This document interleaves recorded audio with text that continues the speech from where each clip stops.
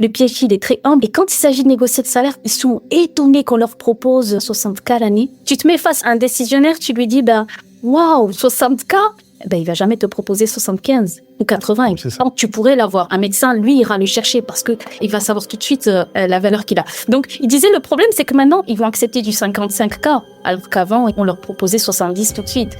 Donc, ça nous dévalorise aussi, cet aspect-là. C'est bien d'être humble, c'est dans notre culture de chercheur. Par contre, faites attention. Il y a humble et humble. Vous devez vendre votre profil. Vous devez vous mettre en valeur. Donc, si vous savez que sur ce poste, on est censé vous payer dans la moyenne 70K, ne soyez pas étonnés. Ne dites pas amen si on vous propose 50K en disant « Ah ouais, non, mais je prends. Comparé à mon salaire de chercheur, c'est 3 fois plus.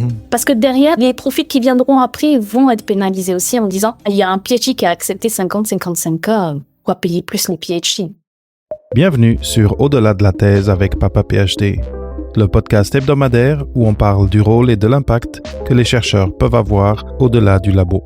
Avec moi, David Mendes. Bienvenue sur ce nouvel épisode d'Au-delà de la thèse avec Papa PhD. Aujourd'hui, j'ai le grand plaisir d'avoir encore une conversation sur un autre continent, donc au-delà de l'Atlantique, avec Assia Asrir, Dr Assia Asrir, que on se connaît sur les réseaux depuis très longtemps. Elle a un peu la même mission que je me donne avec Papa PhD depuis presque 6 ans. Dr Assia Asrir est une scientifique. Elle est passionnée et elle est une communicante engagée.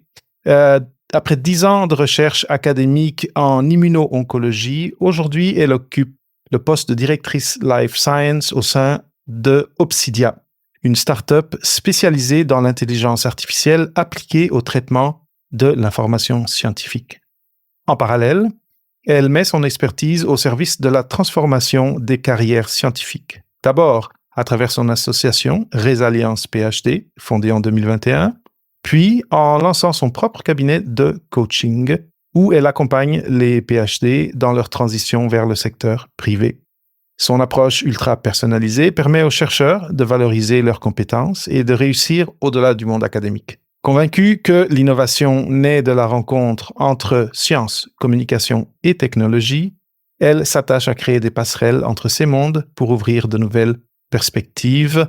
Bienvenue sur Au-delà de la thèse, Assia. Ça fait longtemps qu'on essaye d'avoir cette conversation et c'est aujourd'hui que ça se passe. Ça y est, c'est aujourd'hui, c'est le jour J. Je te remercie, David. Vraiment, c'est un honneur de participer à ton podcast que je vois passer souvent, qui inspire beaucoup. Donc, bravo pour tout le travail et ton engagement aussi auprès des PhD et leur intégration dans le secteur privé.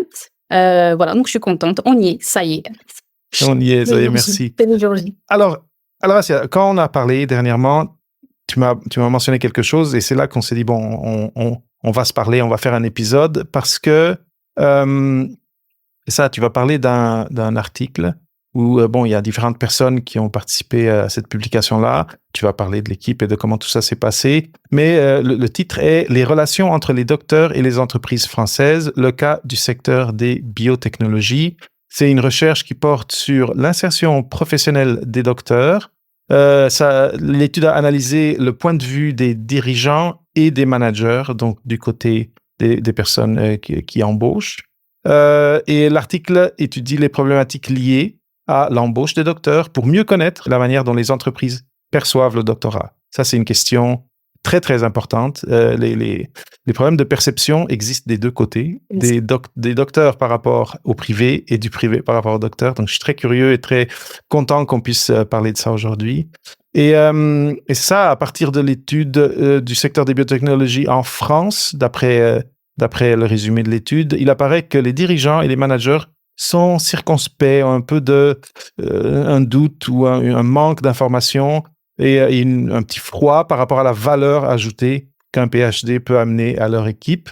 Je suis très, très curieux, comme je disais, d'entendre ce que tu as à dire là-dessus et qu'on en parle pendant cette heure qui s'en vient parce que c'est une question qui est très importante parce que je pense que c'est là que tout se joue par rapport à l'avenir de ces PhD, des cohortes qui s'en viennent dans le tissu socio-économique. C'est comment est-ce qu'on crée un pont et une connaissance et une reconnaissance d'un côté à l'autre de cet océan, donc le côté académie versus le côté privé. comme je disais, des deux côtés, il y a des zones d'ombre, des points d'ombre où autant les gens qui sortent, moi, ceux avec qui je parle, qui sortent du doctorat, souvent, ils vont même avoir des préjugés négatifs par rapport au privé, parce qu'ils viennent, ils ont été acculturés et formatés par cette culture académique qui veut que, en tout cas, qui veut, et quand je généralise, mais c'est une culture qui est là depuis longtemps, mais tout ce qui est commercial ou c'est ça qui n'est pas, qui est en dehors de la liberté académique est moins noble. Il y a ça. Et de l'autre côté, ben c'est ça, c'est le privé qui, surtout quand une compagnie, un manager n'est pas habitué d'embaucher des PhD, c'est cette incompréhension de qu'est-ce que ce diplôme apporte de plus, à part quelqu'un qui veut être payé plus cher, qui potentiellement est moins sociable que la moyenne de l'équipe que j'ai déjà avec moi, etc., etc. Donc là, ça, je te dis ce que j'entends et ce que je retiens des conversations que j'ai eues. Je suis très, très curieux de ce que vous avez trouvé. Donc, parle-nous de cette publication. Comment l'idée est apparue? Dans quel contexte? Et après, parlons-en de ces résultats qui, je pense, vont aider beaucoup de gens qui vont écouter cet épisode. Merci David pour cette belle introduction. C'est vraiment très, très clair. Donc, du coup, pour te parler un petit peu de l'étude, c'est une étude que j'ai co-menée avec deux autres docteurs, deux autres PhD, Charles Aymar est docteur en sciences de gestion et Coralie Venant est docteur en psychologie et moi, docteur en immuno-oncologie. Donc, déjà, c'est super d'avoir aussi cette collaboration multidisciplinaire. C'est vraiment une richesse. Oui. Parce qu'on a une façon aussi de percevoir chacun le doctorat. Enfin, tu le sais, en sciences sociales, en sciences dures, c'est pas la même perception, c'est pas toujours les mêmes difficultés qu'on rencontre. Donc, c'était vraiment enrichissant de croiser nos expériences sur le sujet. Et donc, voilà, on a décidé de mener cette étude parce que trop souvent, on essaie d'analyser la problématique de l'insertion des docteurs dans le privé, mais sous l'angle des compétences transversales, il faut qu'ils les valorisent auprès du privé, il faut qu'ils apprennent à les communiquer, les écoles doctorales mettent le paquet, ils font des formations, on fait plein de choses, c'est super. Par contre, qu'en est-il des dirigeants, des recruteurs qui, eux, prennent la décision finale de dire « je l'embauche ou pas ». D'accord ? Oui. Et finalement, rester à dire « je comprends pas pourquoi le recruteur n'embauche pas le PhD », ben, ça résout pas le problème.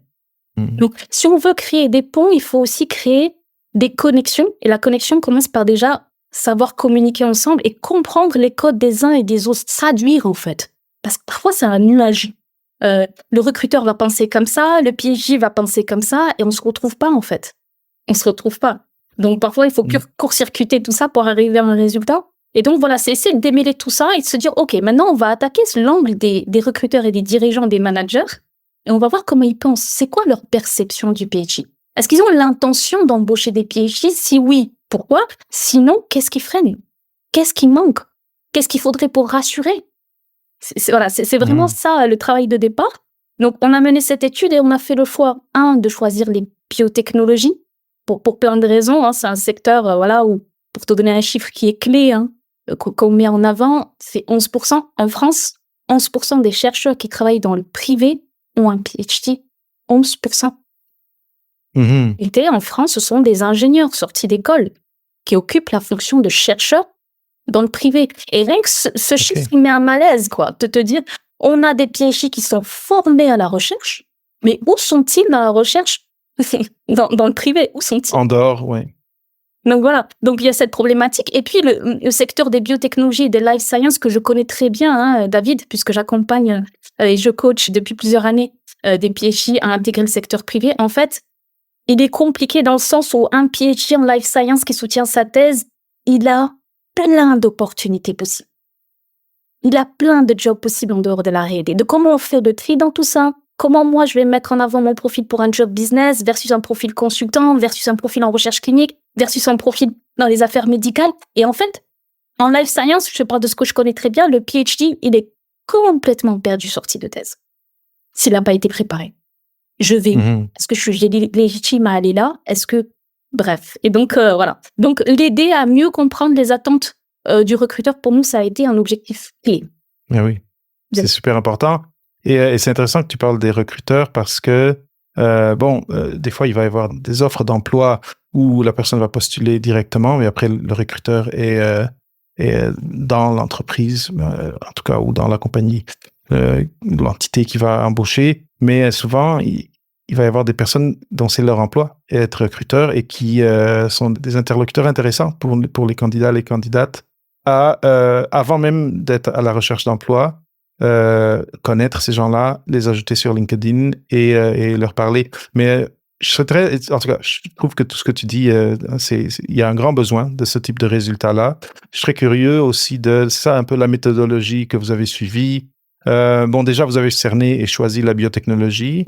Et après, est-ce que vous aviez un objectif d'un certain univers, un certain nombre de compagnies approchées, etc., Yes. de ce côté-là? Parce que là, on est tous des scientifiques, les gens qui nous écoutent, je suis sûr qu'ils vont être intéressés de savoir un peu ce qu'il y a en arrière. Bien sûr, on a construit cette étude. Donc, au final, Oui. on l'a interrogé. Quand je dis recruteur, David, il faut que tu entendes décisionnaire de manière générale. Parmi ces décisionnaires, on va avoir effectivement des recruteurs, c'est leur job de recruter. Ils travaillent dans des cabinets de recrutement. Donc, ils ont des clients qui ont une demande, qui ont un cahier des charges. Okay. Ils doivent retrouver le profil, le fameux mouton à 5 pattes. Et à côté, tu as aussi des directeurs médicaux. Tu as aussi des CIO. Tu as aussi des managers R&D. Donc, on a varié les profils, c'était important pour nous. Tu vois bien qu'un profil de recruteur qui, lui, a la pression de son client de trouver le meilleur candidat, c'est pas la même chose qu'un manager R&D qui, lui, a une équipe et il doit trouver le meilleur match. Et il a d'autres préoccupations, même si les deux sont complémentaires au final, mais tu sais très bien que les petites boîtes peuvent pas tous se financer un chasseur de tête ou faire appel à un cabinet de recrutement, et ça, faut l'avoir en tête. D'accord? Il y a tellement de choses à dire sur le sujet, mais voilà, c'est pour ça aussi qu'on a varié. Donc, on a interrogé 14 profils, d'accord? Très variés, CEO, manager, recruteur, chasseur de tête. Et donc, on a varié en prenant des PhD et des non-PhD. Ça, c'est important. Pas que des PhD, parce que ça pourrait biaiser l'étude. Et tu verras, on en discutera, il y a des choses qui ressortent assez sensibles sur la perception. Et tous dans le domaine globalement des biotechnologies. Donc voilà, life science, biotechno, pour le coup. Voilà. Comment on les a choisis? C'est des gens qui étaient dans mon réseau principalement. Ça fait depuis plusieurs années que je développe un réseau autour des life science. Donc, on avait un réseau à disponibilité, des gens que je connaissais plus ou moins, avec qui j'ai déjà eu l'occasion de collaborer. Donc, je les ai sollicités et je les remercie tous infiniment parce qu'ils ont répondu positivement. Et donc, on a fait un super travail avec eux. On est très contents. Donc, c'est une étude qualitative, donc sous forme d'interview, qui a duré à peu près 1 heure, 45 minutes. Et donc, derrière, il y a eu un vrai travail d'interprétation, de transcription, puisque c'est qualitatif, faire ressortir vraiment des verbatims, il apporte vraiment de vraies conclusions. Donc, je pense là, c'est clair. Donc, c'est votre méthodologie, votre objectif avec ça, aussi l'univers que vous avez choisi de personnes à interviewer. Moi, je pense que c'est le moment de rentrer un peu dans le vif du sujet, qui est les résultats. Donc, je veux qu'on passe par les plus importants, surtout pour notre auditoire. Allons-y. De ce que j'ai trouvé... Alors, je vais réfléchir dans ma tête un temps. De ce que j'ai trouvé d'assez curieux, qui ressortait dans les résultats, je retrouve ma petite fiche. Voilà, c'est cette contradiction, et ça, c'est entre certains qui vous diront les PhD, ils ont une humilité, ils sont très humbles. Et ça fait partie de notre formation David, de chercheur. On est humble. On n'accepte rien comme acquis. On sait qu'un résultat demain, une étude peut le démonter complètement. On sait se remettre en question en permanence. Et cette culture-là fait qu'en fait, quand les profils PhD de manière générale se retrouvent face à des recruteurs qui doivent se vendre, qui doivent négocier leur salaire, alors ça, c'est encore pire. On ne sait plus. On est humble. C'était un directeur des affaires médicales qui disait, vous savez, on les apprécie. Il n'est pas PhD, les médecins de formation. On les apprécie. Les PhD sont très humbles comparés à des médecins qui, eux, viennent en mode je suis l'expert. Le PhD, il est très humble et on trouve ça très bien. Et quand il s'agit de négocier le salaire, par contre, ils sont étonnés qu'on leur propose, 60K l'année. Et il se rappelle d'un profil qui lui a carrément dit, mais vous êtes sûr? Je vais vraiment avoir 60K l'année? Et oui. Et en fait, le problème de ça, ce qu'il disait, c'est que derrière, on se retrouve à pas les payer comme ils devraient être payés. Tu te mets face à un décisionnaire, tu lui dis, waouh, 60K? Il va jamais te proposer 75 ou 80. Non, tu pourrais l'avoir. Un médecin, lui, ira le chercher parce que il va savoir tout de suite la valeur qu'il a. Donc, il disait, le problème, c'est que maintenant, on va se retrouver à aller payer moins cher. Maintenant, ils vont accepter du 55K, alors qu'avant, on leur proposait 70 tout de suite. Donc, ça nous dévalorise aussi, cet aspect-là. C'est bien d'être humble, c'est dans notre culture de chercheur. Par contre, faites attention. Il y a humble et humble. Vous devez vendre votre profil. Vous devez vous mettre en valeur. Et donc, si vous savez que sur ce poste, on est censé vous payer dans la moyenne 70K, ne soyez pas étonnés ou dites pas amen si on vous propose 50K en disant ah ouais, non, mais je prends mon salaire, comparé à mon salaire de chercheur, c'est 3 fois plus. Ok. Donc, parce que derrière, les profils qui viendront après vont être pénalisés aussi en disant il y a un PhD qui a accepté 50-55K, quoi payer plus les PhD? C'est pas une mérite. Voilà. Et ça, et parce qu'au privé, dans le fond, oui, je suis totalement d'accord. Une des choses à laquelle on n'est pas habitué, c'est qu'au privé, un des mandats, un des impératifs au privé, c'est de maximiser les profits et de diminuer les dépenses. Si on comprend qu'il y a une population X qui accepte très bien d'être payée tant, même si notre enveloppe initiale était 10 000 ou 15 000 plus haut, mais là, la corporation ou l'entreprise va pas faire un effort, va pas faire l'effort de négocier pour toi. Et ça, c'est vrai que c'est super, super important. Et cette personne-là qui a fait comme vraiment, mais elle s'est pas du tout préparée. Elle ne s'est pas du tout préparée. Elle est allée à cette entrevue-là, sans avoir consulté un Glassdoor ou quoi que ce soit pour savoir à quoi s'attendre et pour savoir autour de quoi négocier. Mais je trouve que tu touches à un point super important avec cette première surprise que tu as eue. Moi, ça me surprend pas, mais c'est très intéressant de l'entendre mentionné par la personne du côté du privé, parce que ça, j'ai jamais eu cette conversation-là avec quelqu'un de ce côté-là. Mais c'est de voir sa surprise et un peu sa préoccupation de se dire, parce que ça dépend de eux, ça dépend du candidat de négocier. Oui. Il aimerait ça que les personnes arrivent un peu mieux préparées pour pouvoir lui payer leur valeur due. Et après, le désavantage avec tout ça, c'est quand tu commences ici, mais après ton évolution salariale, ce retard, tu ne le rattrapes jamais, à moins de changer d'emploi et de là avoir appris des choses et de renégocier. Donc, moi, je suis super content que ce soit la première chose que tu mentionnes, et parce que ça m'amène à mon message de base, toujours, c'est préparez-vous à cette transition avant la fin, avant d'être en train de chercher l'emploi.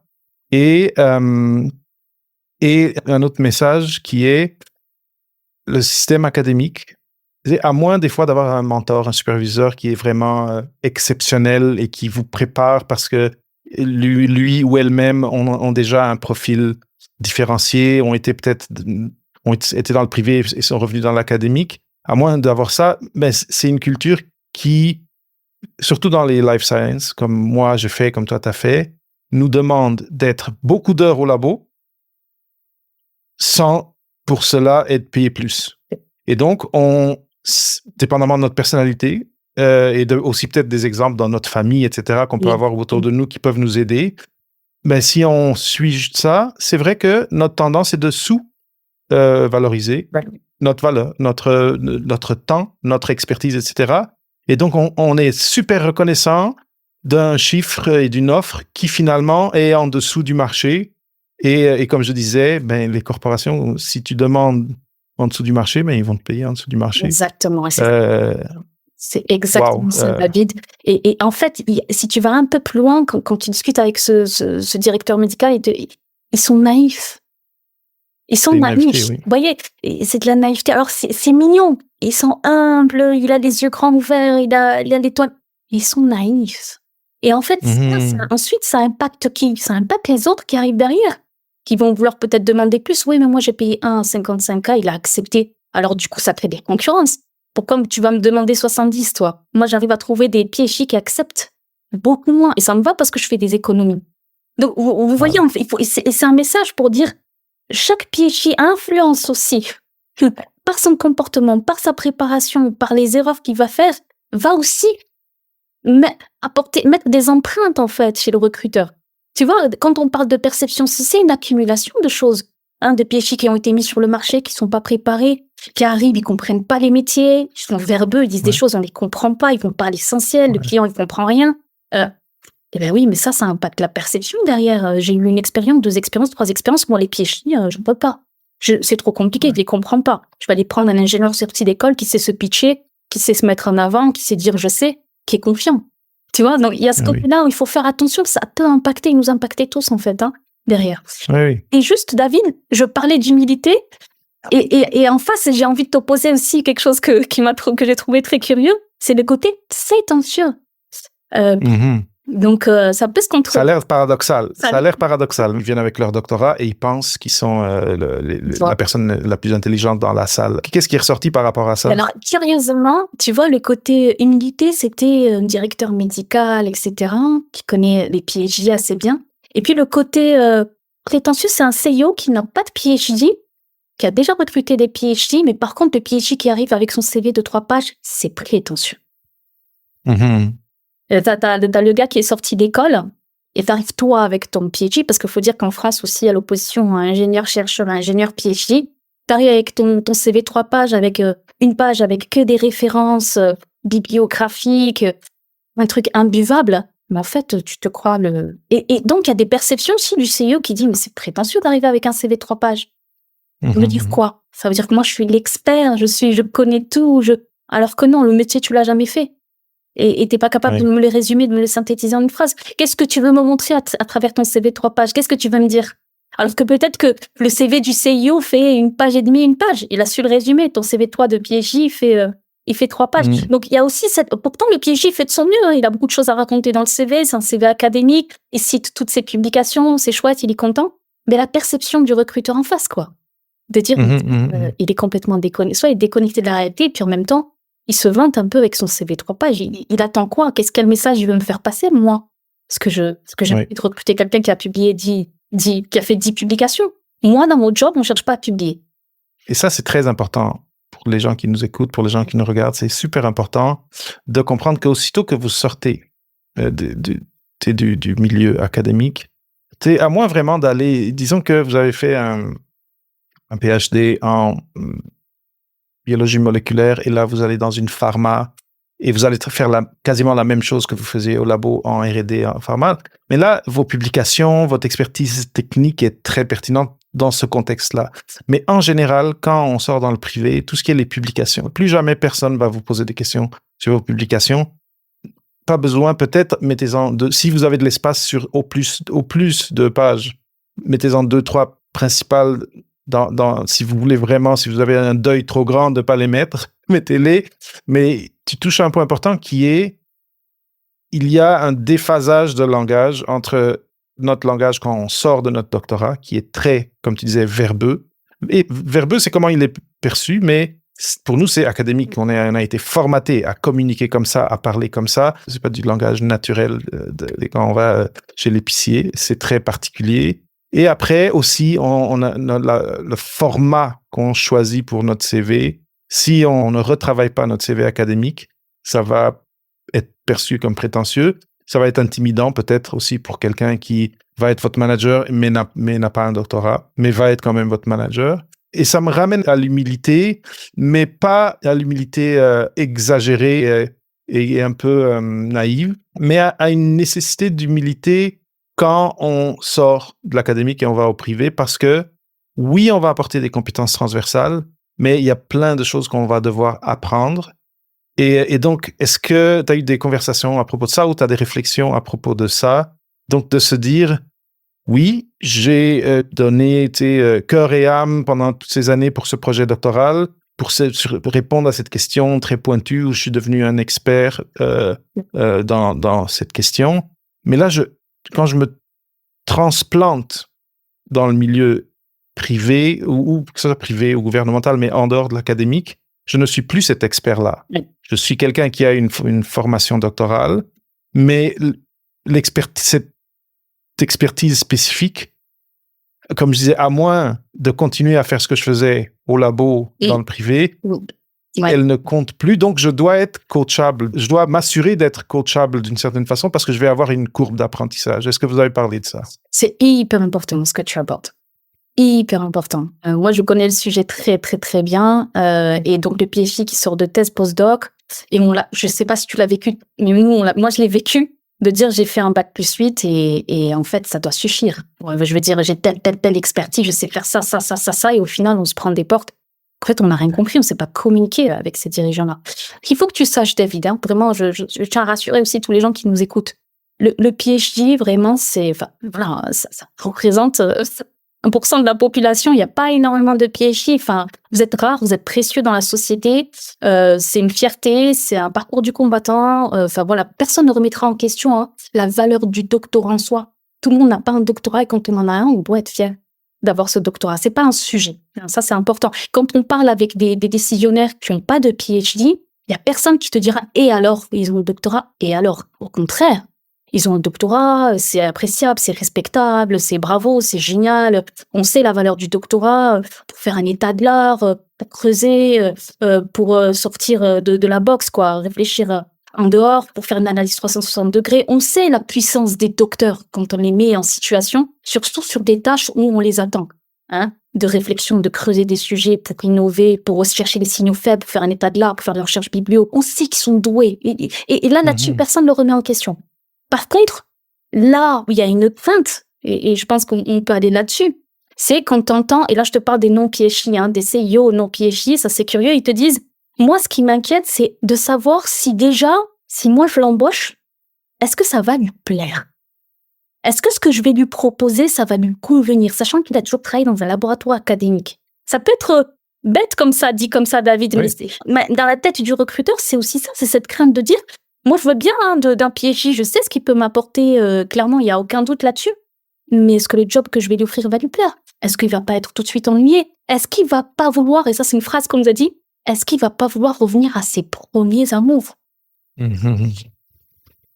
Tu vois ce que je veux dire? Ah, mais On oui, n'a oui, pas c'est légitime. on l'a pas en tête suffisamment quand on est face à ces gens-là. On a peur, on se dit, est-ce qu'il va me prendre? Est-ce que? Mais on doit rassurer. Et ça, c'est un mot-clé. Rassurer. Parce que la personne que vous avez en face de vous, elle ne remet pas en question le fait que vous ayez un doctorat et que votre tête, votre cerveau, il est plein. C'est pas ça la question. C'est, vous avez évolué dans un environnement qui est laboratoire académique. L'environnement de l'entreprise est quand même différent. Il a aussi ses codes, il a sa culture, il a ses process qui sont différents. C'est logique en tant que recruteur de se dire, est-ce que changer d'environnement, est-ce que ça va lui plaire? Et donc, est-ce que moi, c'est risqué pour moi de prendre quelqu'un qui n'a jamais travaillé dans cet environnement? Moi, c'est un risque que je prends, en vrai, qui me rassure que ça va lui plaire puisqu'il n'a jamais travaillé dans cet environnement. Et ça, on l'a ressenti. On l'a ressenti. Et c'était intéressant de les écouter là-dessus et de comprendre que on a aussi besoin nous aussi, de faire des efforts en tant que PhD, ben pour leur dire, OK, on va discuter ensemble, en fait. Je vais t'expliquer, moi, comment je travaille au quotidien et comment je comprends aussi votre manière de travailler. Il faut aller plus loin, il faut apporter des billes pour rassurer le recruteur.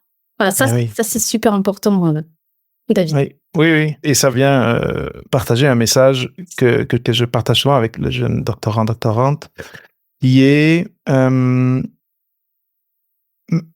tantôt, tu parlais, il y a quelques minutes, tu parlais du profil ingénieur. Oui. Ingénieur, et même, ça peut être ingénieur chercheur, mais dans la société, moi, en tout cas, moi, j'ai grandi au Portugal, mais ici, c'est un peu la même chose. Je pense qu'en France aussi, c'est la même chose, mais l'Europe versus l'Amérique du Nord, c'est un peu différent, mais je sais qu'en Europe, un avocat, tout le monde sait un peu, tu dis, tu es quoi, avocat? Je sais, j'ai fait un rayon X et j'ai déjà plein de choses que je sais, entre guillemets, sur toi. Je fais des guillemets avec mes doigts, mais il y a il y a comme une espèce d'assurance dans certains titres comme ingénieur, comme avocat et docteur, surtout PhD, donc docteur pas médical, pas MD comme on dit ici.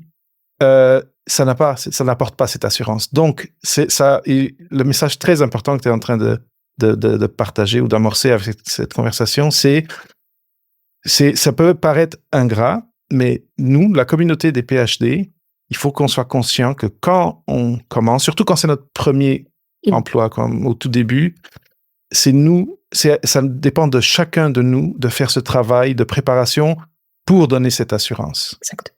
Et parce que pour eux, c'est un risque. C'est un risque d'avoir quelqu'un qui va repartir dans 6 mois et donc il faut qu'ils repartent le processus d'embauche. C'est le risque d'avoir quelqu'un qui, oui, va être employé, mais ne va pas être productif parce que, comme la personne dont tu parlais disait, peut-être il va pas apprécier, aimer ce nouveau contexte. Et donc, les risques, c'est quelque chose qu'il faut qu'ils tiennent en compte pour prendre leurs décisions. Et bien sûr, derrière tout ça, il y a de l'argent parce qu'ils vont devoir payer cette personne ou bien repayer, redépenser ce qu'il faut pour le processus d'embauche. Et donc, oui, ça peut paraître ingrat, mais ça dépend de toi qui nous écoute, toi qui nous regarde, de te dire, bon, maintenant que je sais que de l'autre côté, il y a une angoisse par rapport à m'embaucher, il faut que je fasse un peu du chemin, un peu du travail et d'être prêt à avoir ces conversations et à ne pas transmettre ce sentiment, ou en tout cas à être capable de mitiger ce sentiment de froid un peu et d'angoisse de l'inconnu dans le fond, de l'autre côté. Et si on peut apporter, si je peux compléter David, hein, c'est très clair, c'est très intéressant ce que tu dis, compléter avec 2 conseils, et je le redire, mais c'est hyper important. Le premier, c'est bien se renseigner sur le métier. Ça, c'était fondamental. Et il y a eu un recruteur qui nous l'a dit, moi, ce qui m'impressionne, c'est ceux qui parlent du métier comme s'ils l'avaient déjà fait. Qui parlent du métier, ils le connaissent. Ils ont fait leur enquête, se sont renseignés.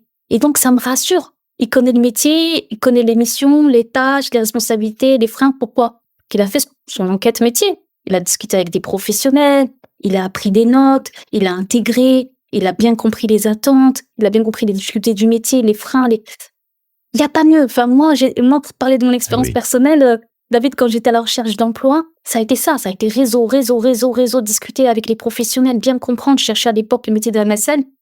Et j'avais tellement discuté avec des MSL, que je connaissais tellement le métier, mais vraiment, sous toutes ses facettes. En plus, j'avais discuté avec des MSL de petites boîtes, de grosses boîtes, enfin bref, j'avais fait. Et en fait, quand j'étais face à un recruteur, quand il me demandait pour vous, c'est quoi un MSL? Je lui sortais des expressions qu'il n'y a que les MSL qui ressortent. C'est les yeux et les oreilles de l'entreprise sur le terrain, c'est. Et je te promets, je me souviens d'un manager, d'un directeur que j'avais en face de moi, il me dit, mais il se tenait comme ça, il me dit, mais c'est impressionnant, on dirait que vous avez déjà fait le métier. On dirait que vous êtes sûr, on dirait que c'est ça, c'est aussi impressionné aussi par. Et en plus, on est des chercheurs, on sait chercher l'information. Il faut aussi potentialiser sur nos capacités en tant que chercheur. J'arrête pas de me dire, suivez le protocole. Le bon protocole, c'est se renseigner sur le métier, ça c'est une chose, pour rassurer. Et deuxième, sur l'entreprise. Toutes les entreprises n'ont pas les mêmes valeurs, n'ont pas la même façon de fonctionner, ne sont pas structurées de la même façon. Et ça, c'est clé, ne sont pas au même niveau. Il y a des petites startups, il y a des boîtes qui font des levées de fonds, il y a des boîtes qui démarrent, il y a des boîtes qui sont déjà installées, qui ont des filiales partout. Il faut comprendre l'organe qui est l'entreprise. Et surtout, en se renseignant, en discutant avec des gens de l'entreprise, justement, ce que je recommande de faire en amont de l'entretien, on comprend aussi comment ils sont structurés, qui est le manager, comment ils fonctionnent en équipe, etc., etc. Et se renseigner sur la société en elle-même, société.com, aller voir où ça en est, s'ils ont fait des levées de fonds, ils ont lancé de nouveaux produits, de nouvelles technologies, quels sont leurs enjeux de demain, et venir soit se positionner sur ces enjeux-là. J'ai vu votre dernière actualité, j'ai vu que vous avez fait ci, on s'intéresse à l'entreprise, parce que nous, on a quelque chose à lui apporter. Pour moi, c'est la meilleure façon de rassurer que de dire, en fait, j'ai compris ce que vous attendez de moi, voilà ce que moi je peux vous apporter, et en plus, je connais vos enjeux. Je sais qu'en ce moment, vous faites ça, et moi, je suis prêt à y contribuer. Voilà comment je vais y contribuer. Faites-moi confiance, on va le faire. Ça va bien. Oui. Tu vois ce que je veux dire? Mais oui, je vois totalement ce que tu veux dire et ça a beaucoup de sens. Maintenant, ça m'amène à reparler de quelque chose qui, je pense, est clé parce que, encore une fois, surtout quand on parle, le travail que vous avez fait, c'était côté biotech.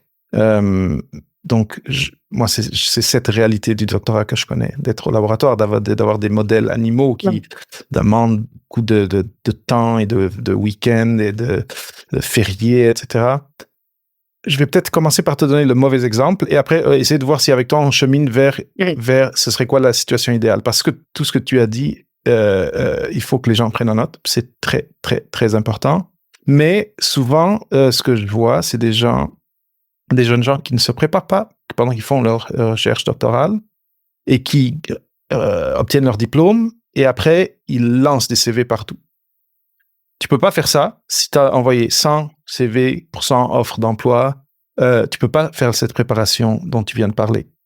Et pourtant, comme tu le dis aussi, nous, on est des chercheurs, on est capable de faire ce travail-là, mais après, on est des êtres humains qui sont pas encore cybernétiques. Et donc, il y a un besoin d'être ciblé. Quand on part et qu'on décide, OK, là, je vais commencer à postuler, il y a un besoin d'être ciblé. Alors, c'est quoi les meilleures pratiques de ton point de vue pour quelqu'un qui, disons, il lui manque peut-être 2 ans pour terminer leur doctorat? Comment est-ce qu'on se prépare à connaître, par exemple, c'est quoi être un MSL? Peut-être qu'on va faire ce travail-là pour comprendre que finalement, je ne veux pas être MSL. Ça, c'est un résultat très possible, mais ça serait quoi, de ton point de vue, par rapport aux études que tu as faites, par rapport à tous les gens que tu as aidés, c'est quoi la temporalité et c'est quoi la différence entre ce travail-là avant d'avoir ton diplôme et après le moment où, bon, là, j'ai mon diplôme et je vais commencer à postuler? Oui. Parce que je pense qu'il faut être stratégique, il faut être ciblé. Et je pense que ça prend un peu de travail avant et un travail différencié après. Je te rejoins complètement, hein, David. Je pense que la tendance, c'est de dire commencer le plus tôt possible. Et j'ai envie même de te dire qu'aujourd'hui, vu l'état actuel, il faut que quelqu'un qui veut se lancer à faire un PhD, il ait une seule réflexion sur la suite. Qu'est-ce que je fais après mon PhD? Alors, c'est vrai, hein, à l'époque, je sais pas toi, mais moi, je fais un PhD, postdoc, recherche. Aujourd'hui, il y a quand même suffisamment de contenu, hein.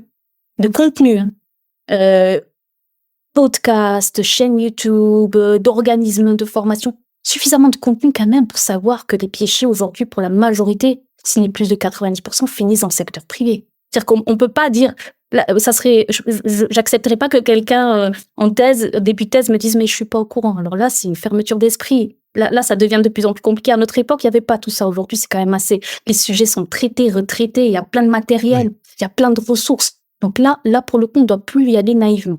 Donc, je vais faire une thèse. OK, je sais que dans la thèse, j'ai tant de chances de pouvoir finir dans le secteur privé. Qu'est-ce que j'ai envie? Est-ce que je prépare la suite? Et il faut le faire maintenant en me disant, bon, vu quand même que j'ai beaucoup plus de chances de finir dans le secteur privé, il faut que je commence à me préparer. Et commencer à se préparer, David, c'est déjà commencer à utiliser toutes ces ressources et le contenu qui existe, que ce soit podcast, que ce soit chaîne YouTube, et puis commencer à discuter avec les gens.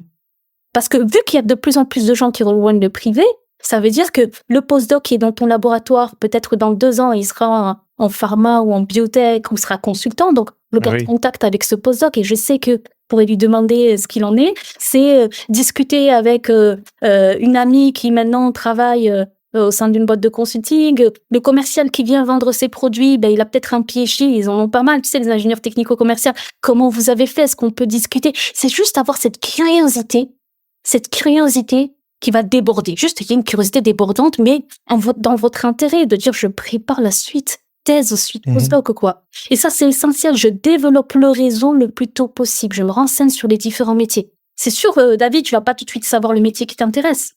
Mais par contre, se dire je suis ouverte et je regarde un peu toutes les opportunités possibles. J'écoute les témoignages, je discute avec les gens que je croise qui travaillent dans le privé, qui ont un PhD. Je vais me connecter sur LinkedIn, je vais discuter avec les gens, je vais. Effectivement, il faut le faire. Il y a même maintenant des tables rondes, il y a des événements, il y a le forum biotechno, il y a PhD Talent, il y a la BG, Vraiment, c'est pas ce qui manque en termes de ressources. J'ai envie de dire juste, c'est bien le labo, mais j'arrête pas de le dire, ne restez pas qu'au labo. Sortez du labo, allez dans les événements, allez dans les after-work, allez dans les tables rondes, assister à des séminaires, écouter des podcasts, allez voir tout le contenu qui existe sur la pré-thèse. Et je pense que toi, t'es un bon exemple, David, t'as du très, très bon contenu sur le sujet.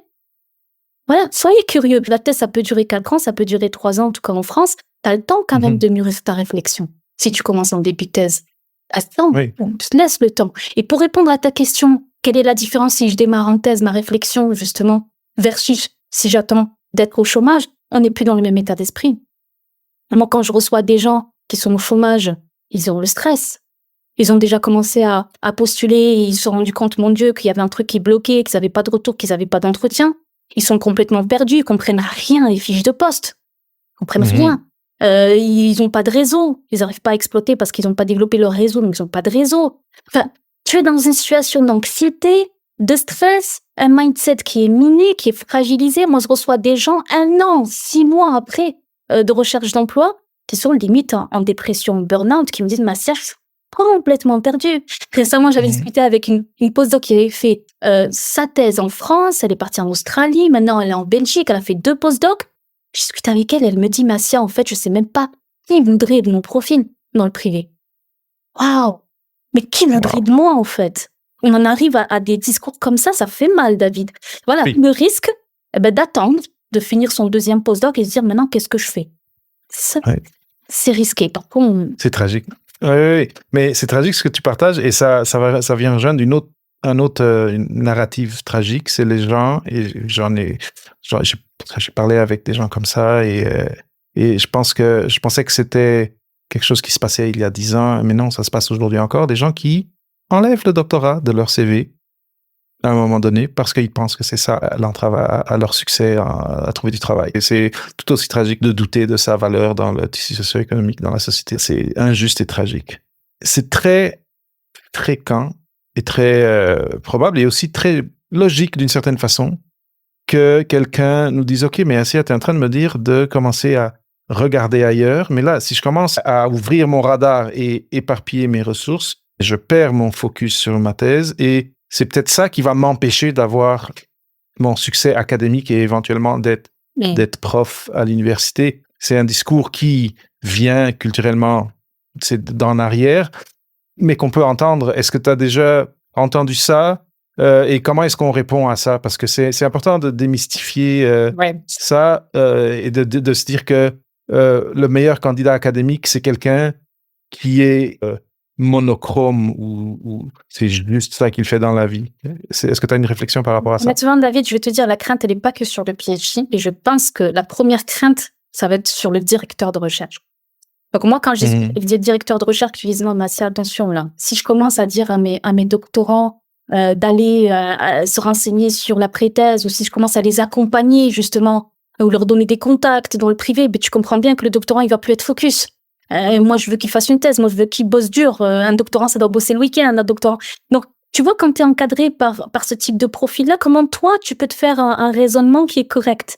T'as ton directeur qui te dit, non, ce week-end, il faut que tu viennes. Ah non, la manip, c'est pas grave, finis tard, c'est pas grave. Ah non, tu commences à 6h du matin demain. Ah non, je vais pas comprendre. Ah non. Et donc, il est étouffé, le doctorant. Donc, comment tu veux que dans son mindset, il se dise, je peux penser à moi. Je vais aussi penser à mon avenir, à mon intérêt. T'auras beau lui dire dans cet état-là, et réveille-toi, parce que là, 3 ans plus tard, tu risques d'être en difficulté si tu te prépares pas maintenant. Mais tu comprends bien que j'étouffe. J'ai même pas, j'ai pas de temps. Moi, je n'ai pas de vie sociale. Tu me demandes j'ai pas le droit. Ouais. J'ai pas le droit. On me permet pas. On me dit que de toute façon, la voie, ça doit être la recherche. Et j'ose même pas parler à mon directeur du fait que j'avais peut-être rejoindre le privé. Il y en a même, David, je me rappelle d'une PhD qui m'a dit, mais Assia, j'en ai parlé à mon directeur, il m'a ghosté. Ils m'ont tous ghosté dans l'équipe. C'est dur.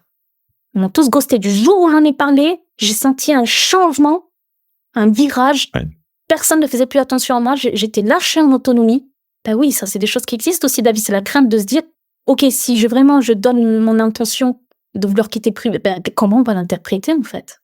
Comment moi, tu vois? Et donc, il y a un vrai enjeu aussi de discuter avec ces directeurs de recherche, avec tout cet écosystème de la recherche, les encadrants, les directeurs, les chercheurs, de leur dire, mais c'est dans l'intérêt de tout le monde, en fait, d'accompagner vos doctorants qui réussissent.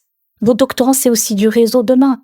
Ils vont dans le privé, c'est du réseau pour vous demain. Ça peut être de futures collaborations, ça peut être des alumni, et ça peut être des modèles pour les futures générations. Et puis, essayer de leur expliquer, de les rassurer. On parlait de rassurer tout à l'heure les recruteurs du privé. Je pense qu'il faut rassurer aussi les directeurs de recherche en leur disant, c'est pas parce que ton doctorant il va de temps en temps aller écouter un podcast ou assister à un after-work ou un séminaire qu'il sera plus focus dans sa thèse. Et bien au contraire, j'ai envie de dire qu'on s'intéresse aussi à son futur, à son avenir.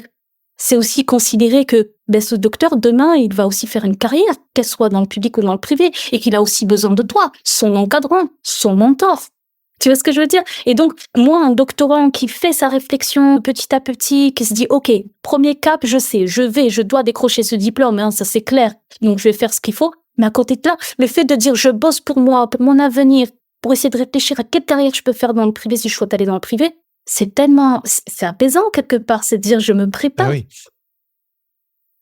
J'anticipe. Une bonne nouvelle que j'ai lue dans une conversation, en fait, une conversation que j'ai eue hier avec quelqu'un qui a fini son doctorat il n'y a pas longtemps, c'est que, du moins ici au Canada, les choses changent et les professeurs, et c'était quelqu'un en SHS, mais Pour leur demande de financement, il y a maintenant des clauses ou en tout cas il y a une importance qui est mise dans le succès professionnel, académique ou pas, des étudiants du professeur. Et je trouve que c'est un bon signe. Je veux dire, ça veut dire que quelque part, il y a quelque chose qui se passe et tout ce qu'on fait depuis toutes ces années, moi depuis 6 ans, toi depuis 2021, ça, il y a des retentissements, je pense. Et pas juste nous, hein, on est quand même une grande communauté à essayer d'aider à la valorisation du PhD. Je pense à Claudine Pierron, en tout cas, tellement de personnes que j'ai croisées sur le balado. Pour rebondir, oui, vas-y. Un témoignage d'un recruteur, ça me fait penser à un témoignage d'un recruteur qui disait, voilà, moi, c'était une recruteuse qui recrutait justement des MSL dans les affaires médicales. Et elle avait un profil intéressant, elle lui a demandé un référent, tu sais, à contacter. Donc, il a mis son directeur de thèse. Donc, la recruteuse, elle a contacté le directeur de thèse en lui disant, écoutez, un tel, je suis en train de passer un entretien avec lui, il faudrait m'enseigner sur le profil. Et alors, quand on a le directeur en face qui dit, non, il veut aller dans le privé, mais quel dommage. Il était brillant. Il était pourtant brillant. Et il veut rejoindre le privé, je trouve que c'est du gâchis, je trouve que c'est du dommage. Vous vous mettez à la place du recruteur, en fait? Tu vois le discours, David? Qu'est-ce qu'on doit... Et alors, la recruteuse, elle était complètement... Elle me dit, mais je comprends pas. Si c'est dommage... déboussolée. Voilà. Tu vois, c'est là où je te dis la communication entre les deux mondes, quoi. Dans ce cas-là, si c'est dommage, donnez-lui des financements, donnez-lui un job, au contraire, au lieu de dire, c'est génial, il va pouvoir peut-être décrocher un job dans le privé, en plus, pas n'importe quel job, il est en train de dire, c'est dommage. Il était brillant. Ouais. Vous voyez? Donc, il y a aussi une manière de communiquer aussi, où les directeurs, à un moment donné, il faut qu'ils comprennent qu'il y a une façon aussi de communiquer avec des recruteurs en face, qui, eux, sont là, justement, pour se renseigner sur un profil, et pas là pour recueillir des choses qui, en fait, dévalorisent encore plus. Ça obscurise encore ces laboratoires de recherche qui en fait, sont déconnectés de la réalité du monde privé. Voilà, c'était juste un petit témoignage que je voulais te partager. Non, mais c'est vraiment, ça illustre très bien une certaine culture qui existe encore. Et comme on disait, c'est pas tous les superviseurs de thèse qui sont comme ça, mais c'est pas tous les encadrants qui sont comme ça, mais il y en a. Et il y en a. Et je pense que c'est la personne avec qui je parlais hier. Elle m'a dit mon encadrant, c'est un jeune chercheur, et donc il est clairement, c'est une nouvelle génération, donc peut-être aussi qu'il y a quelque chose de générationnel là-dedans. Mais cette histoire de c'est dommage, moi, ça fait écho en moi, et parce que, en tout cas, c'est quelque chose que j'ai connu à mon passage par là. Et c'est triste parce que, après, ce que ça laisse à la personne... Parce que là, on parle du recruteur, la recruteuse, et c'est juste étrange comme conversation, un peu décevant, parce que là, elle peut pas avoir les informations qu'elle a. Mais quelque part, ce que ça fait, c'est que ça envoie au candidat, à la candidate, un message, et là, par l'intermédiaire du recruteur, un message qu'il y a quelqu'un sur ce monde, quelqu'un qui était ton supérieur pendant longtemps, peut-être la personne que tu admirais scientifiquement, mais qui est déçu de toi et qui, dans le fond, est en train de te dire, c'est un échec. J'ai échoué à former ce jeune chercheur, cette jeune chercheuse. Et donc, dépendamment de combien tu es solide dans ta façon de voir les choses, ça peut te heurter et ça peut faire que toi, tu vas te sentir en échec par rapport à ça. Et ça, je trouve ça triste aussi. Et c'est une des choses que je veux enrayer depuis toutes ces années à faire le podcast, c'est sortir de l'académique et aller à l'extérieur, que ce soit gouvernemental, que ce soit privé. Ce n'est pas un échec. Absolument. Vous pouvez contribuer de façon majeure à la société de différentes façons, en dehors des murs de l'université. Ne vous laissez pas convaincre autrement. Et David, tu le sais très bien, il n'y a pas plus pire pour un recruteur de sentir que la personne a juste vu de la lumière, ou juste parce qu'elle n'a pas réussi dans l'académique, et que par défaut, elle vient... Enfin, ça, c'était un des recruteurs qui était justement CEO d'une boîte de consulting. Il disait, moi, je le sens, tu vois. Moi, il n'y a pas plus pire. Alors, il n'y a pas de PhD. Il me dit, il n'y a pas plus pire que de sentir que les gens, je les embauche, en fait, parce que, un peu comme une roue de secours, quoi. C'est parce qu'ils ne savent pas ce qu'ils veulent faire et qu'ils auraient aimé continuer dans la recherche, mais qu'ils n'ont pas de poste et ils viennent vers moi. Et je me rends compte, alors, je veux dire une réalité, c'est qu'ils se rendent compte que, justement, ces gens qui trouvent cette opportunité et qui se disent, why not? ils les embauchent et que derrière, 2 ans plus tard, ils partent. Et moi, il me dit, j'ai un turnover qui est assez important. Et du coup, ça me fait poser la question de comment moi je fais pour embaucher des PhD qui sont vraiment intéressés par le consulting et qui veulent y rester. Alors, c'est un cas particulier que je te dis, David, mais juste pour se mettre dans le recruteur, il y a aussi cette obsession de dire, il a quitté le monde académique et à la base, il y est allé pour pouvoir être chercheur et pour pouvoir être maître de conf.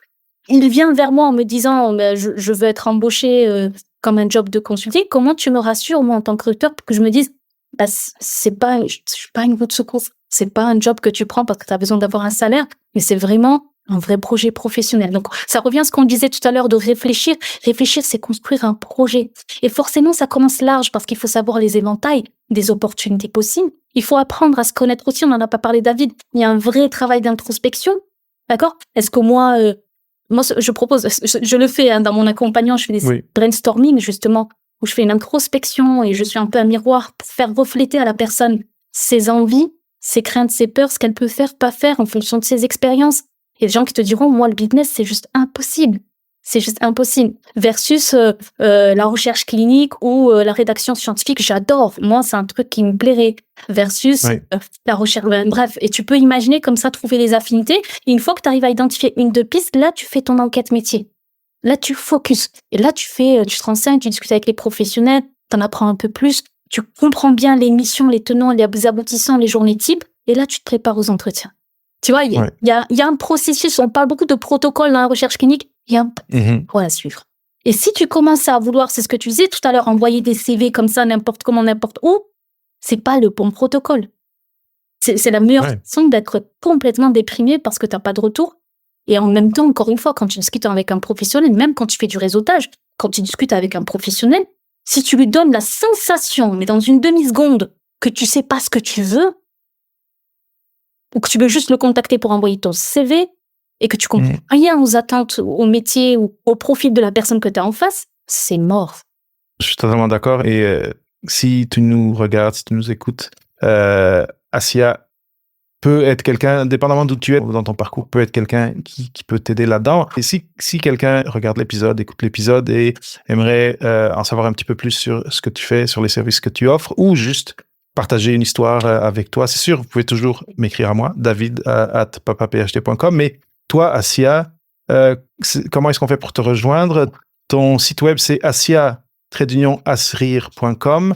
Mais après, si on veut vraiment t'envoyer un message, te parler, est-ce qu'on te trouve sur LinkedIn, par exemple? Absolument. Ah, alors là, comment on s'est trouvés ensemble sur LinkedIn, David? Je crois que LinkedIn, c'est la plateforme indispensable. Donc, n'hésitez pas à connectez-vous avec moi. J'ai des gens, je reçois des messages tous les jours. Alors, je promets pas de répondre tout de suite, mais je vous promets, j'oublierai pas. Contactez-moi, prenez rendez-vous. Il y a un bouton prendre rendez-vous. Si vraiment vous avez envie d'une discussion, de voir éventuellement les accompagnements possibles, ne serait-ce que d'avoir des conseils aussi dans votre parcours. Je suis ouverte à ça. Donc, pas de souci. Donc, moi, j'ai un accompagnement où justement, j'ai ouvert mon agence de coaching il y a 1 an et demi. Donc, j'ai co-construit avec une équipe d'experts métiers un programme qui s'appelle AS2. Ça remonte à 2 mois. Où là, on accompagne à plusieurs niveaux les profils. Donc, une séance de brainstorming pour définir le projet professionnel, les pistes professionnelles à creuser. Un accompagnement avec une recruteuse qui va donner plein de conseils sur le CV, sur la posture, sur plein de choses. Un accompagnement via des mentors, des experts métiers sur 3 séances, pareil. Et là, vous avez l'expert métier. Imaginez que vous avez ciblé la R&D, vous aurez un expert métier en R&D qui va vous accompagner sur vraies problématiques de comment identifier les entreprises, comment personnaliser son CV, comment faire du réseautage. Voilà.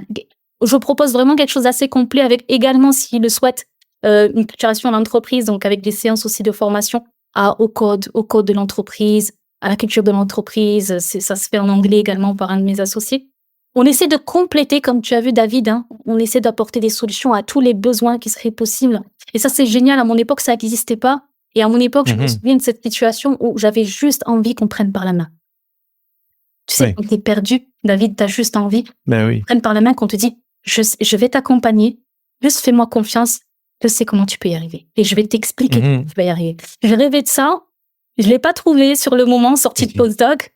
Et donc, c'est là où j'ai eu l'idée de créer l'association Résilience PhD, vraiment pour faire une chaîne YouTube, pour faire un podcast, pour créer du contenu. Et encore tous les jours, et ça fait maintenant 4 ans, j'ai des gens qui me disent juste tes podcasts ou juste tes chaînes YouTube, ça m'a ouvert les yeux. Ça m'a fait le déclic. Et ça, c'est génial par rapport à ce contenu qui continue à vivre, Oui. qui a pas de date de péremption. C'est génial. Et puis, on essaye tous, et toi aussi, David, de continuer à apporter de la valeur et de continuer à accompagner ces très beaux profils à faire de belles carrières. Oui. Parce qu'ils méritent. C'est sûr. Donc, Assia, asrir.com, je vous trouverai tout ce que Assia offre là. Aussi, je mettrai les liens dans les notes d'épisode. Maintenant, Assia, en fait, il y a une question de mindset de laquelle j'aimerais parler, qui est en lien avec ce que tu viens de dire. Parce que pour faire affaire, disons, avec toi, il faut payer. Parce que tu travailles. Oui. Et donc, quand on travaille, théoriquement, même si on est un peu trop humble parce qu'on vient de sortir de l'académie, mais se faire payer, ça fait partie de la vie. Oui. Et un des obstacles qui revient souvent, surtout dans des conversations entre des personnes comme toi et moi avec d'autres personnes qui on veut coacher, on veut aider les jeunes PhD à s'intégrer au tissu socio-économique en dehors de l'université, c'est ce mindset des jeunes chercheurs, chercheuses de comment dire, en anglais c'est scarcity, mais en tout cas, l'argent c'est une denrée limitée et on sait qu'elle l'est d'une certaine façon, mais comme on est très autodidacte et on est entraîné à l'être pendant un doctorat, souvent il y a une résistance à se dire je vais dépenser des sous à m'améliorer comme candidat à l'emploi. Donc, je ne vais pas avoir tendance à aller investir des sous sur ma formation ou ma préparation. Est-ce que c'est des discussions que tu as eues? Est-ce qu'il y a quelque chose que tu peux dire, tu peux partager aux personnes qui nous écoutent pour les faire penser un petit peu plus ou d'une façon différente par rapport à ça? J'aimerais changer des fois le mindset de ces jeunes-là par rapport à un petit peu investir en eux. Vraiment, je te remercie de me poser cette question. Je ne m'y attendais pas, David, mais c'est une question fondamentale. Vraiment fondamentale. J'ai envie de poser la question à tous les gens qui nous écoutent. Qu'avez-vous investi sur la science, en recherche? Vous avez investi beaucoup de votre temps, beaucoup de votre énergie, parfois même au détriment de votre santé, parfois même au détriment des gens qui vous entourent, de la sociabilité, de tout ça, de vous, carrément. Ok?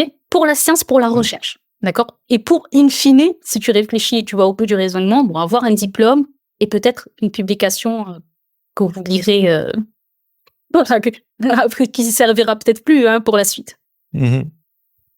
Maintenant, si on vous pose la question, si on vous dit maintenant il faut investir sur vous, sur votre avenir, sur votre carrière, sur votre futur job, c'est quoi? C'est un job avec quoi tu vas travailler 5 jours sur 7, tu vas peut-être passer plus de temps dans ton job qu'avec ta famille, qu'avec ton entourage, on le sait. Et ton job, c'est ton salaire, c'est ton revenu, c'est peut-être demain ton confort, c'est peut-être demain tes projets, c'est peut-être demain, ça conditionnera tes investissements de demain, etc., etc.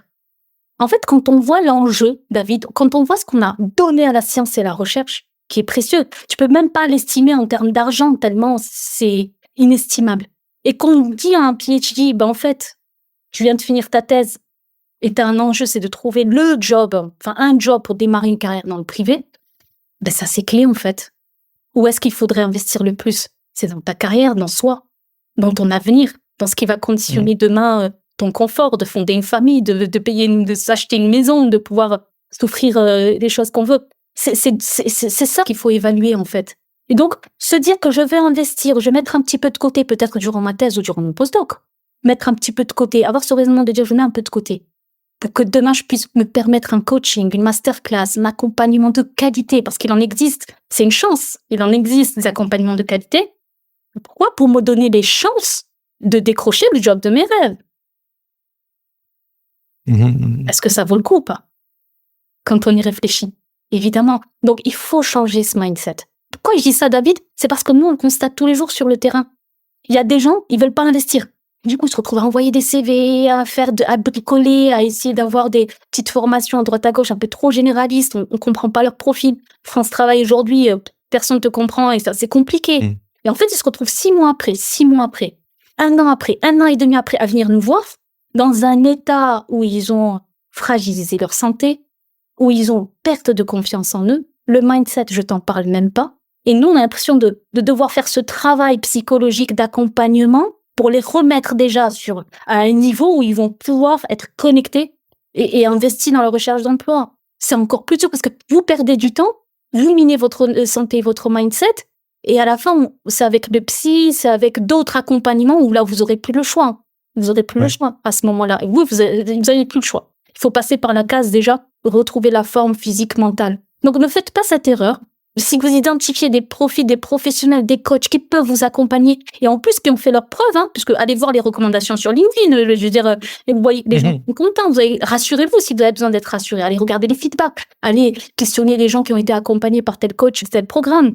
Et quand vous serez rassuré, la meilleure chose que vous ferez pour vous-même, et je dirais vous-même cette fois, c'est d'investir. Investissez vous-même. Vraiment, c'est clé, c'est une question fondamentale, et je te remercie, David, de la poser.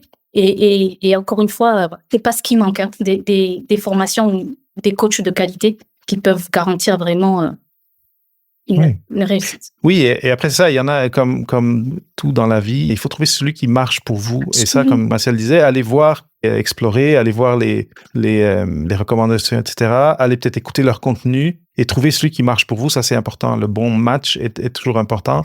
Mais merci, Assia, d'avoir partagé ça parce que c'est vraiment important. C'est comme une idée préconçue, difficile à briser. Et tu l'as dit d'une façon différente. En sortant du doctorat, on a un peu cette tendance à se dire je suis MacGyver, je vais, peut-être je me date avec la référence. MacGyver, c'était une série où lui, avec deux, trois petits bricoles, un trombone et 2 chewing-gums, il faisait exploser une porte, là, quelque chose comme ça. Mais 6 mois, 1 an et demi de MacGyver sans résultat, ça brûle. Et donc, oui, de commencer, peut-être, comme tu disais, moi, j'aurais aimé l'avoir fait, je ne l'ai pas fait à l'époque. Moi aussi. Et c'était très turbulent, l'après. Tout ce que tu as dit, en lien avec une chose que tu as mentionnée, dont on a parlé, qui est, c'est important, à la fin, quand on reçoit notre diplôme, d'être conscient et de faire un travail, des fois émotionnel, mais intérieur, de valorisation de ce qu'on a fait. Il ne faut jamais perdre de vue la valeur de cet exercice qu'on a fait pendant 3, 4, 5, 6 ans, dépendamment d'où on est, mais probablement le projet le plus long, le plus ardu qu'on a eu de toute notre vie intellectuelle, etc. Et de se dire, bon, maintenant j'ai mon diplôme, je ne sais pas où est ma place dans le socio-économique, je vais envoyer 100 CV, c'est de se dévaloriser. D'arriver mal préparé à une entrevue et d'accepter 55 000 quand le barème que vous ne connaissez pas est 75 000, c'est de se dévaloriser. Et de ne pas investir en soi et d'après retarder de 6 mois, 1 an, 2 ans le début de sa carrière, c'est de se dévaloriser.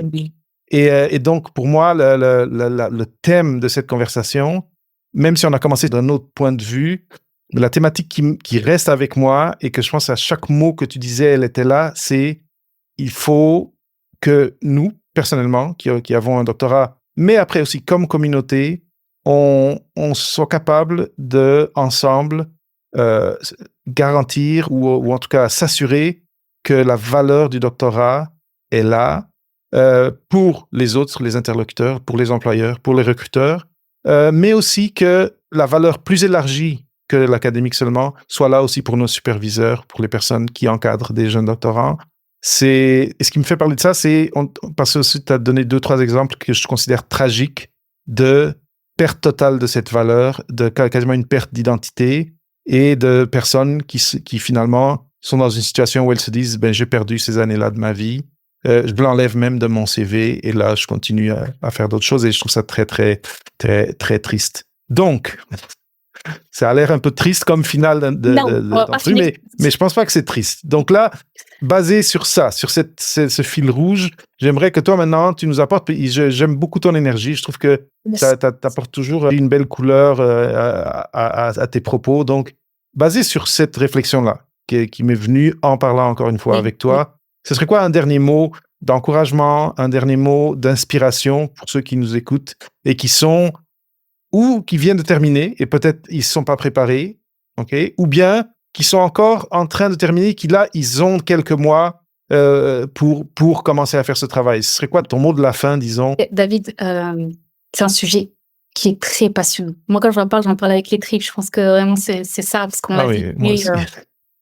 Et ce que je veux dire par là, c'est que il y a des chasseurs de tête. Il faut pas attendre qu'ils viennent vous chasser. Il faut que vous alliez chasser les opportunités. Il faut être des chasseurs. Ça, c'est important ce que je dis. Si le PhD était un produit que vous deviez vendre, imagine un commercial qui doit vendre un produit. Alors, si le commercial n'est pas convaincu de la valeur de ce produit, il ne le vendra jamais. S'il n'est pas convaincu que ce produit peut apporter de la valeur à son client, il ne le vendra jamais. Ça rejoint ce que tu dis, David. Ça rejoint ce que tu dis. Donc, soyez actifs. Ça veut dire quoi être proactif? Comment je fais pour chasser une opportunité? Je développe mon réseau. Je vais aller voir, parce que tu le sais, les opportunités sont cachées.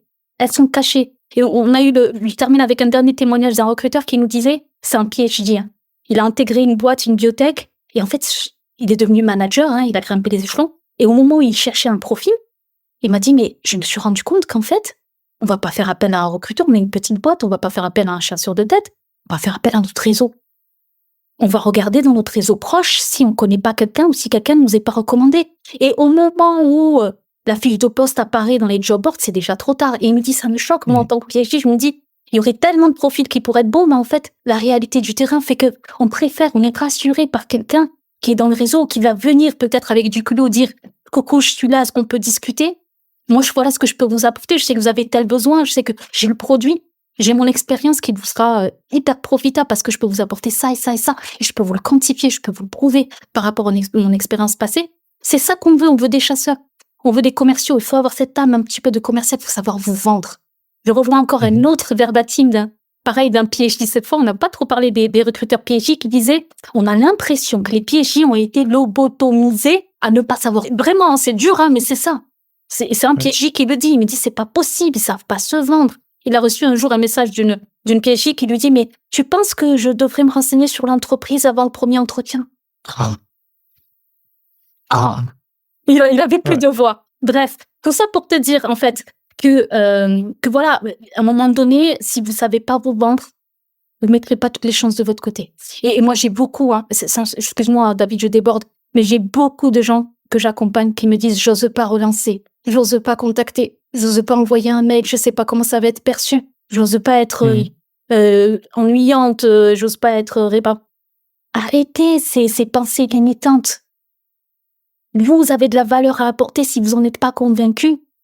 Arrêtez, cherchez pas de boulot. Si vous n'êtes pas convaincu que ce que vous avez, que votre expérience, votre PhD peut vraiment apporter de la valeur pour un recruteur, pour un manager, pour une équipe, en vrai, arrêtez-vous, vous aurez pas de résultat, c'est évident. Par contre, si vous avez la niaque du commercial qui va aller vendre son produit, qui va aller prospecter, toquer à toutes les portes, qui va pas prendre personnellement quand quelqu'un lui a pas répondu, qui au contraire va relancer 2 fois, qui va savoir se pitcher, qui va savoir aller discuter avec les gens, qui va avoir un peu de culot, qui va aller creuser, fouiller, chercher comment c'est fait en tant que chercheur. En vrai, c'est cette personne-là qui aura l'avantage par rapport à vous. Ne dites pas que vous êtes en concurrence avec plein de profils. Tout ce que j'ai envie de dire, il faut avoir cette âme-là, il faut la développer, cette âme de vendeur, de commercial. Quand tu disais au début, David, oui, les chercheurs, ils aiment pas trop le côté business, on fait de la science pour pas vendre, on veut pas vendre, c'est pas l'objectif de la science. Moi, je suis embêtée avec ce concept-là. Non, en vrai, si vous n'êtes pas des vendeurs dans l'âme, comment vous allez réussir à vous vendre sur le marché du travail? Donc, tout ça pour te dire que justement, une de mes conclusions, moi, qui m'a donné envie d'aller plus loin suite à cette étude, c'est que je vais d'ici octobre, et je commence à constituer une équipe, monter une masterclass. Je la vois déjà, je la visualise déjà. Comment rendre les PhD des chasseurs d'opportunités? Comment on prospecte? Comment on se pitch? Comment on va développer son réseau? Comment on se vend? Comment on devient entrepreneur dans l'âme? Oui. Donc, c'est super important. Et la niaque, comme tu disais, si vous l'avez pas naturellement, ça se peut que ce soit tout simplement parce que autour de vous, en tout cas, comme on le disait, ou c'est mal vu, ou c'est juste pas présent. Parlez avec des gens qui l'ont, parlez avec des gens qui sont sortis, qui sont dans le privé, et demandez-leur qu'est-ce qui vaut mon doctorat. Et là, eux, ils vont vous dire leur expérience, et là, vous allez être capable de faire les liens et de vous dire, mais finalement, je peux repenser mon histoire et oui, ça a de la valeur. Oui, je peux être fier de ça, etc., etc. Donc, ayez des conversations. Ça va pas tout être dans votre tête, tout seul, dans le noir, et qu'il va avoir ce déclic. Il faut parler avec des gens, il faut croiser des personnes et il faut leur poser des questions pour après vous créer votre propre vocabulaire et votre propre narrative autour de ça. Et David, pour avoir accompagné des dizaines de profils, je vois la transformation du mindset. On peut être quelqu'un un peu d'introverti, un peu timide, mais la force de l'accompagnement, c'est que vous êtes avec des personnes qui vont vous pousser, qui vont vous faire sortir de la zone de confort, qui vont vous obliger parfois à vous faire violence. Et on le fait parfois, on est obligé sur des profils vraiment introvertis. Mais je t'assure, David, que quand ils commencent à s'ouvrir au monde, qu'ils commencent à réseauter, qu'ils commencent à échanger avec des professionnels, qu'ils commencent à décrocher des entretiens, le mindset se transforme. Où qu'on soit au départ, on a beau être timide, machin, le mindset se transforme. Et pour ça, on a besoin parfois d'être poussé, accompagné par des bonnes personnes. Voilà, exactement, par les bonnes personnes. Merveilleux. Assia, c'était une super belle conversation. Oui, on a dépassé un petit peu, mais c'est pas grave. C'est des beaux conseils pour ceux qui nous écoutent, ceux qui nous regardent. Merci énormément d'avoir consacré cette heure à être avec moi. Comme on disait, ça faisait longtemps qu'on voulait faire un épisode. Et bien, c'était aujourd'hui, c'était le jour parfait. C'était une super bonne conversation. J'espère que si vous avez écouté, vous avez pris des notes. Sinon, retournez en arrière, re-regardez, réécoutez. Il y a plein de conseils très importants dans cette conversation. Donc, merci énormément. Beaucoup de succès pour tous tes projets. Et c'est ça, on se recroise sur LinkedIn, c'est sûr. C'est sûr, David, et encore merci pour l'invitation. J'ai pris beaucoup de plaisir et l'échange était vraiment génial. C'était super. Merveilleux, merci beaucoup. Merci, David. Et bonne continuation parce que ce que tu fais, c'est vraiment... Merci beaucoup. C'est ce que je dis aux gens, je me fais poser la question, 6 ans, c'est pas beaucoup. Je dis, mais tant qu'il y a des zones d'ombre à éclaircir et des histoires à partager, je vais être là. Bravo, vraiment bravo. on sera derrière toi en tout cas, on sera là en tout cas. Bravo, merci. David, merci beaucoup pour tout ce que tu fais. C'est précieux. Merci à toi. Merci d'avoir écouté ce nouvel épisode d'Au-delà de la thèse avec Papa PhD. Si tu te poses des questions par rapport à ton avenir professionnel après le doctorat, rends-toi sur school.com/papaphd, donc skool.com/papaphd, et rejoins-moi, mais aussi une communauté de gens comme toi qui font de la recherche, mais qui sont aussi intéressés à ce qui existe professionnellement en dehors du labo pour toi. À bientôt!